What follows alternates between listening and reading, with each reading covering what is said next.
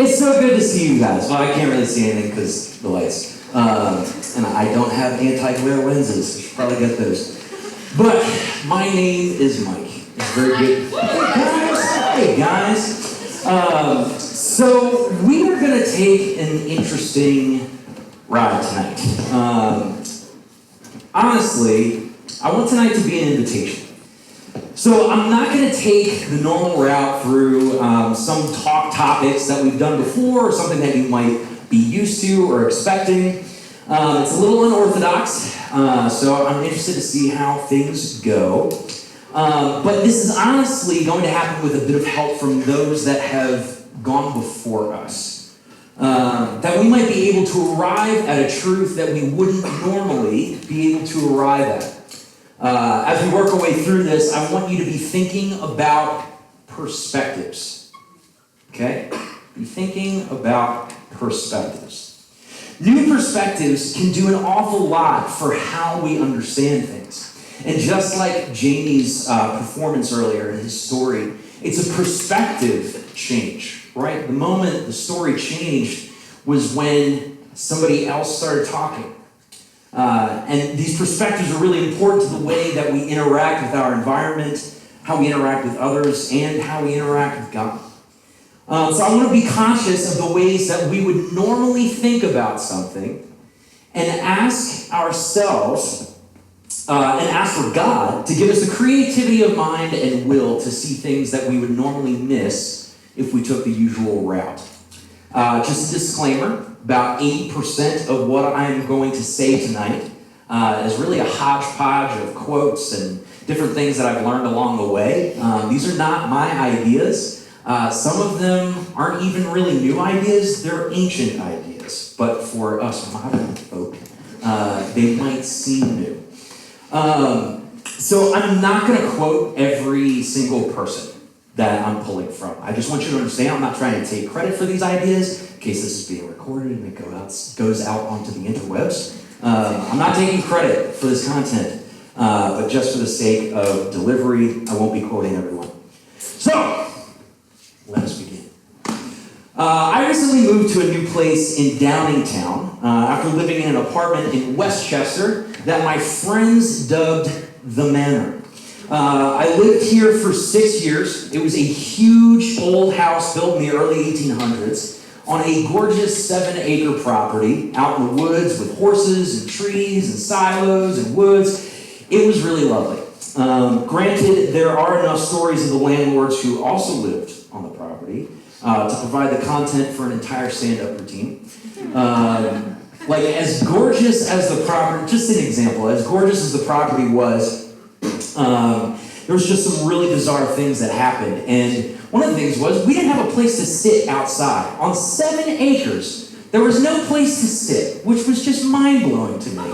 Yeah, I mean, I could take a blanket out, but I'm not I'm not the kind of guy that sits on blankets outside. Yeah, I like lounge chairs, what can I say? But after 5 years, the landlord finally said to us, hey, we're going to install this really nice bench outside so that you guys can enjoy the view. It's going to be lovely. I'm like, fantastic. So a couple of weeks go by, I see the guys working on the bench. I'm like, this is great, it's actually happening, this is amazing. I come home from work one day, and the bench is there. And I'm like, yes, this is amazing. Now, envision with me, over here is just pure beauty. Picturesque landscapes. There's a crane in the pond. Ducks, geese, all kinds of just absolutely gorgeous. There's a horse grazing up on the knoll. Very nice. And here sits the bench. Also, perfect spot, right? So I could see the view. So the problem was, he faced it towards the garage. It was like drilled into the ground, like I couldn't turn it around. It was facing the garage. And it really, really irked me. I was very upset. I'm like, you people. I digress. Even so, it was great. Now, every day that I lived at this place, I drove home on Minor Street. Minor Street is a couple blocks. I'm already turned around that way. Every single day, I drove Minor Street. Now, Minor Street is a one-way street. Okay? Regardless of where I was working or what I was doing, what was going on the weekends, I drove that street, regardless of the season. I drove the same way every day. I did some math, and according to my calculations, I've driven Minor Street over 2,000 times, which is pretty crazy. Now, I knew the houses on that street like the back of my hand. I knew all the stoops. I knew where the meter maids would put the boots on the cars because they weren't supposed to be parking there. I knew what side of the street you could park on after 5 p.m. on Wednesdays.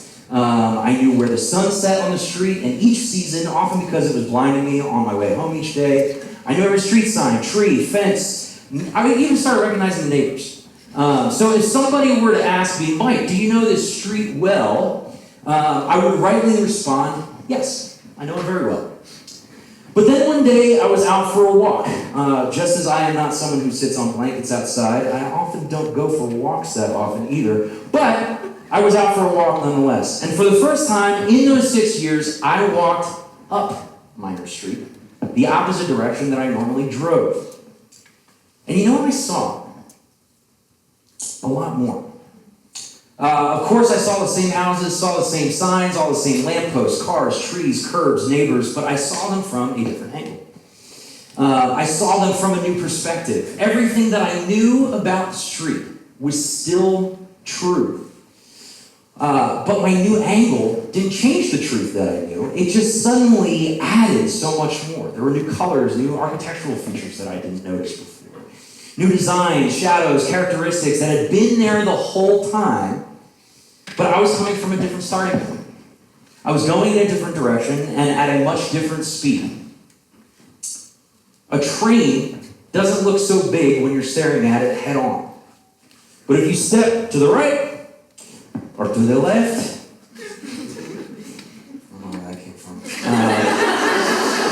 You just got to peek inside the mind of Mike. How I think. Anyway, you suddenly realize that there is so much more going on behind a train. Excuse me. So, there's a poetic passage of scripture that most of us are super familiar with. We've walked this passage the same way for years, I would imagine. But what I would like to try and do tonight is walk the opposite direction. Maybe turn it a little bit, adjust the angle, and see what new things we may notice that we never did before. So, in the beginning, God created the heavens and the earth. Now, the Bible was not originally written in the English language, as surprising as that may sound. But it was written in Hebrew. Yeah, okay. Somebody said Greek. Great. Yes, we got two things going on. This was my mistake for not making the question clear. I apologize. The Old Testament, written in Hebrew. New Testament, written in Greek. Awesome. We're all tracking. So, it was written in the Hebrew language. And in the Hebrew language, the word for God in the first verse of the Bible is pronounced Elohim. Say Elohim. Elohim. Oh, nice. That was great. In the beginning, Elohim created the heavens and the earth. Now, the word for create here is the word barach. Say barach. Not Barack Obama, but barach. So it's this energetic, this forceful word of making things out of nothing. So in the beginning, Elohim barad, the heavens and the earth. Now the earth was formless and void, and the Hebrew phrase here is tohu vavohu. Which gives me great pleasure to say.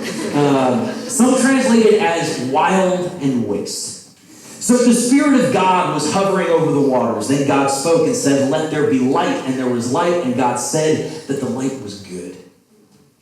And he separated the light from the dark. The light was called day, and the dark was called night. It was evening and morning the first day. Then God said, "Let there be an expanse," or a vault in the sky, to separate the waters above from the waters below. And so God makes this expanse and calls it sky. And it was evening and morning the second day. So in this poem right away, there's this refrain, and it was evening and morning, first day, second day. And we don't really talk about days like that, do we? We usually say morning, then evening. But here, it's evening, then morning. So just hold that right here. We'll come back to it. Now, God said, let the waters be gathered to one place and let dry ground appear. These gathered waters God called seas, and the dry ground God called land, and it was evening and morning the third day. And then God said, let there be lights in the expanse of the skies to give light to the earth and to serve as signs, to mark the days, the years, and the seasons. God made a greater light to govern the day, a lesser light to govern the night, and God also made stars, and God saw that it was good. And it was evening and morning the fourth day, And then God said, let the waters fill with teeming creatures and let them reproduce according to their kinds. They'll figure out how. And then let the skies be filled with winged creatures and let them reproduce according to their kinds. And it was evening and it was morning the fifth day. And then God said, let there be animals, let there be livestock, let there be wild animals, let there be animals that crawl on their bellies, let there be skunks that smell awful, platypi that look weird, and tiny dogs whose owners put them in sweaters at Christmas time. God said it's weird, but it's still good. And then God said, let us make man and woman in our image. And God made people. And God saw that it was very good. And it was evening, and it was morning, the sixth day. And then God saw all that God had made, and God rested. Now, you're going to have to stay with me here. Birds go in the sky. All right? Fish go in the water. The sun, moon, and stars, well, they essentially go in space. And they give us light, and the absence of them gives us dark. Animals and humans, they go on land and sea. So the things in day 4 fill in the space or are attributed to the things that happen in day 1. The things in day 5 correspond to the things that happen in day 2. The things in day 6 relate to the things that happen on day 3. So 1 to 4, 2 to 5, 3 to 6. So in fact, the dominant work in the first 3 days is God separating. And in the second 3 days, God fills what he just separated. So the days are all interconnected. There's this weird thing going on, this web. Never mind the fact that the way that we measure an actual day is the movement of the sun, the moon, and the stars. And so the way that we measure a day doesn't actually come until day 4, which raises the question, how do we know the first 3 days are actually days? That's for another time. This is a fascinating poem. Absolutely fascinating. Now, if you begin to look just another layer deeper, or perhaps from a different perspective, are there any patterns in the Hebrew that might tell us what this thing is about? For years, we've assumed this poem is all about where we come from, which, sure, I definitely think that's very important. But if we stand just to the left of this train for a little bit, we might see a new angle, and we may see more of what's going on here. So, remember the word bara. Does anybody remember what that means? Create. Yes, great. Awesome. I don't have anything to give you. I don't know if you said it. I would give you a cookie if I had. So this word bara is the driving engine of this poem. And God creates, God creates, God creates. So the word bara occurs in 3 different points within the poem. And the last time it occurs, it repeats 3 times, which would sort of jump out to the first readers or the first hearers of this poem. Not to mention that this God has a 3-in-1-ness. God creator, God spirit hovering over the water, and God word, God speaking. So there's this 3-ness that's starting to show dominantly in the poem, which raises a question: are there any other patterns that we should be looking for? Any other perspectives, perhaps? Well, the first verse in the Hebrew has 7 words. The second verse has 14 words, 7 times 2. The word for earth occurs 21 times, 7 times 3. The 7th paragraph has 35 words in Hebrew, 7 times 5. The word for God also appears in this poem 35 times, 7 times 5. And the Hebrew phrase, "it was so," occurs 7 times. And the phrase for "and God saw" occurs 7 times. There are 7s and patterns of 7s all throughout the poem in Hebrew. Now, if there's lots of 3s and there's lots of 7s, the question, of course, is, are there any 10s? 7 and 3. So, the phrase to make occurs 10 times. The phrase for according to their kinds occurs 10 times. The phrase and God said occurs 10 times. 3 times in relation to people, 7 times in relation to other creatures. And the phrase let there be occurs 10 times, 3 times for things in the heavens, 7 times for things on earth. And you begin to think whether or not this writer is either trying his hand at the Da Vinci Code, or perhaps he had help. So the question remains, what is this thing about? I know it's about how it all began, but is there something else going on? Well, it starts with God, and God's creating, and all sorts of things get created, and then God rests. And there's this rhythm, there's this cadence, there's this beat to the poem, evening, morning, evening, morning. And it was evening, morning, second day, third day, it has a certain groove to it. Now, every piece of literature that's out there has a structure, it has a form, and being that we are from the West, the structures that we're used to are Western in nature. We know a recipe before we even read all the ingredients. We know a song or a poem by its stanzas or lack of grammar and poetic cadences, and we have a feel and understanding for rhythm, some more than most. We also know that in the West, the point of an argument or a piece of literature is often found at the end. The climax of a story is rarely in the beginning. Otherwise, why would we keep watching the movie? Simba defeats Scar at the end. Spoiler alert. Man, that's coming out. I'm sorry, I shouldn't say that.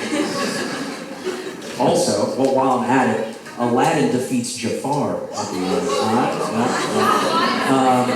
Frodo, he destroys the ring at the end. So oftentimes we look for the point or the climax of a story at the end. Everybody's in Disney mode right now. I can't believe it seems so good. It is. So good.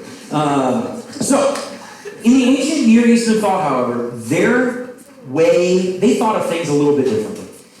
Many times, the author of an ancient work would use a literary structural device, stay with me, called a chiasmus. You say chiasmus. Chiasmus. I'm going to shorten that to chiasm. It's used differently in different ways, but I'm just going to say it, guys. So these chiasms are found everywhere in Scripture. But because we're not used to it, we often don't see it. Because they require a different perspective. And they are literally all over the place. So what is a chiasmus? It's all about drawing parallels between separate parts of a story.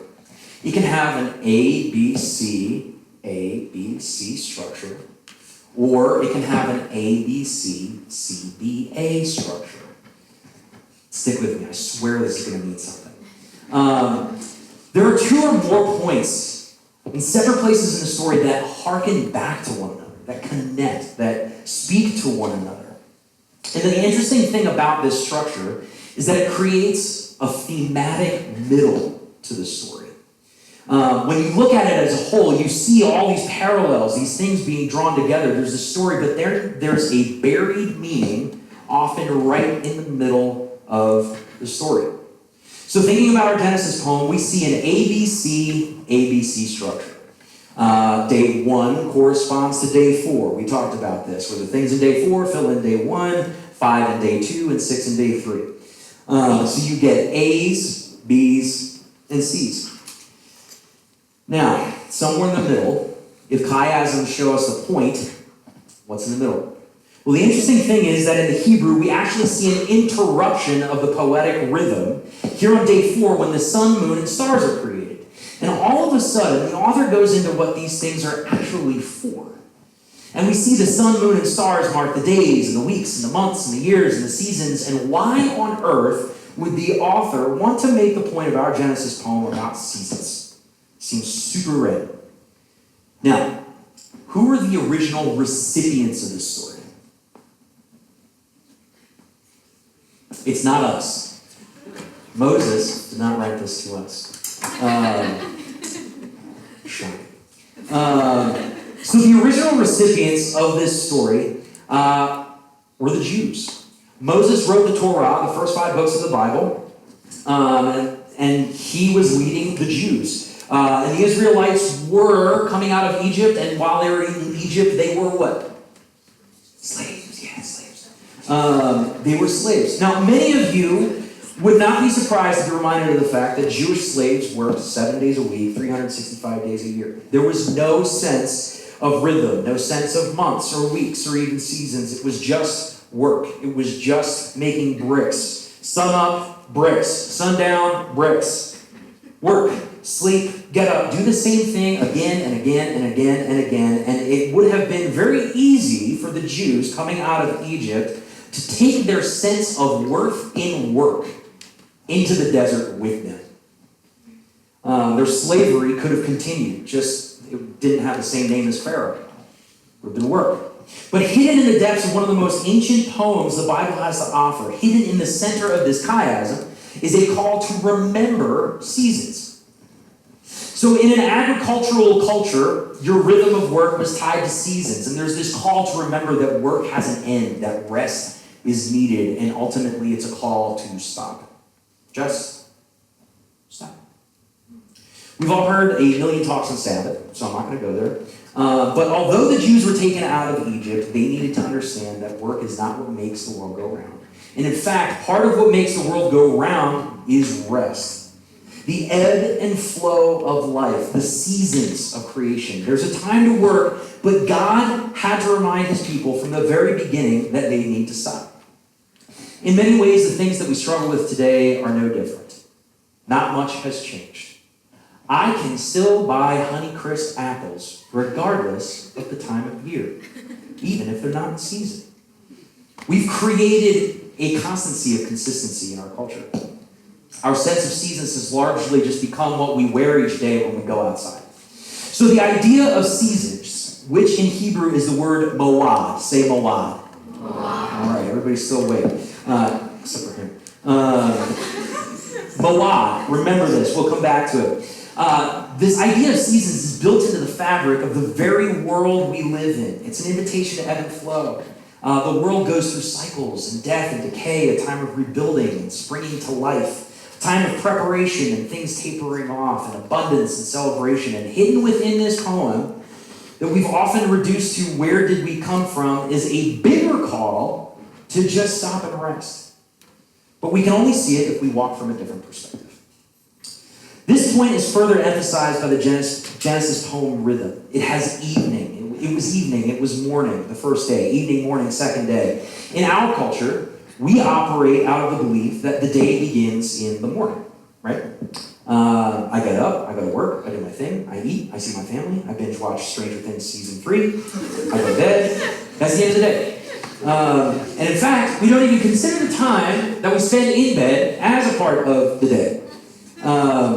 But the Jews caught on to something here that I believe God very much wants us to understand. See, while our day begins with work, their day began with rest. Because rest defines the work that we do, not the other way around. Which brings me to one of the most loathed topics in all of Scripture, and it's the directions for the tabernacle and laws in Exodus and Leviticus. Man, if you are still with me, I'm impressed. I swear, this is going to be awesome. Okay, so follow me. In Exodus, there is this insane section of mind-numbingly boring measurements and instructions for how to build a tabernacle. Like, it's stupid. And the tabernacle is really the mobile temple, okay? And it's where God's people were told to construct as they wandered the desert. So the tabernacle was to represent God's presence among his people in the desert. It represented everything that they had gone through. And I'm willing to bet that most of you who have read the whole Bible probably skip these sections, because honestly, they're the worst. It's boring. Imagine someone reading blueprints at you for 4 hours. Might feel like this talk. But littered throughout the instructions for building the tabernacle is something you may only notice if you were looking from a different angle. It's all the imagery that's built into the instructional design of it. Littered throughout the blueprints are instructions for images to be carved and sewn into the fabrics of the tents and the altars of cherubim and seraphim, and a big tree. Where else do trees happen in Genesis? Garden of Eden. Yeah, got the Garden of Eden. Namely, tree of knowledge and good, the tree of knowledge of good and evil. Okay, and the tree of life. Oddly enough, the tabernacle was a physical representation of the creation story, of the Garden of Eden, of God's act of creating. The time when God walked with man in the cool of the day, and they spoke to one another as old friends. When man still knew what defined him. Which is also why the tabernacle was also referred to as the tent of meeting, where we meet with God. And the word for meeting was the word moad. Does anybody remember what moad means? Seasons. So another name for the tabernacle is the tent of meeting, and the word that's used for meeting is the same word that we use for seasons. The tent of seasons. It's really strange. Why would God I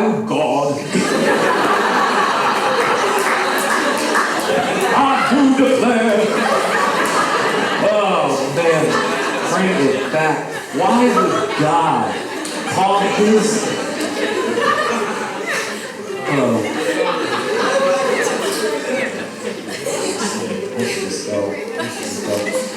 why would God call his presence place the same thing that is at the center of the chiasm in Genesis? Possibly because it deserves some attention. Now, if you zoom out on the instructions, you may be surprised to find that it's a large chiasmus. There's this whole big explanation of the tabernacle and priestly garments and laws and construction on one end. Okay, think of it like a bookend. Then there's more construction and laws and priestly garments and explanation on the other end. But then plopped right in the center of the tabernacle instructions in Exodus is the story of the golden calf, which doesn't seem to make much sense, where the Israelites created an idol to worship while Moses was on the mountain with God. This would stand out to an ancient Middle Eastern listener. Why interrupt the instruction? See, we have a very linear way of thinking here in the West. You'd think that if God were giving instructions in the tabernacle, he'd put them all in one place without interruption. Like, I'd open up to the table of contents, find a chapter on tabernacle construction, and there I'd find everything I needed. But Scripture does this weird interruption thing all the time. It starts on a topic, it's interrupted by something super random, often a story that might even have happened years later or years beforehand, and then it suddenly resumes what it was talking about. But if we see an interruption, if we see bookends that relate to one another, we will often see a chiasm. So maybe there's a hidden meaning here. Maybe there's something about the golden calf story that's really, really important. So on the surface, the golden calf story is God showing his people that I'm not like other gods. I'm not like the gods you know in Egypt. You don't bow down to a metal version of me. I don't look like a calf. I'm not like that. I'm way cooler. I'm different. But even deeper, in the center of the center, in the center of the golden calf story, which is at the center of the instructions for the tabernacle, at the very center is this phrase that God speaks. The point of the tabernacle, what we see as religion, has nothing to do with sacrifices and rules and practices. Sure, they're important. They're there. But by finding a new perspective, well, actually, an old perspective, we find that the point of it all is his presence will go with us and he will give us rest. Rest was intended for us from the beginning, and even in our religion, rest is designed for us. I don't need to prove to you that you need to rest more. I'm not gonna really go there. I'm gonna leave that to you.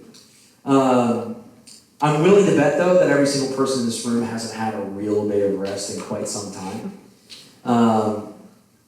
And we spend a lot of time trying to find our purpose in life, finding what we're made to do, finding our passions and our gifts and our talents, all of which are very good.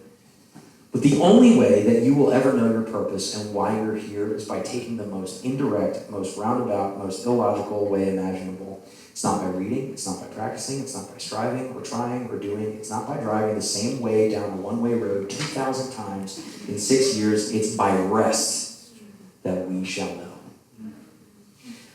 I say again that this is an invitation to new perspectives. It's an invitation to thinking about which paths we normally take. If you've been going down the one-way street in Scripture for too long, I invite you to stop. Get out of your car, turn around, and walk the other way.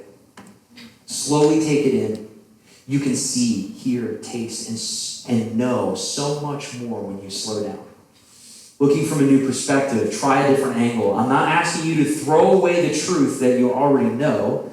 I'm inviting you to turn it.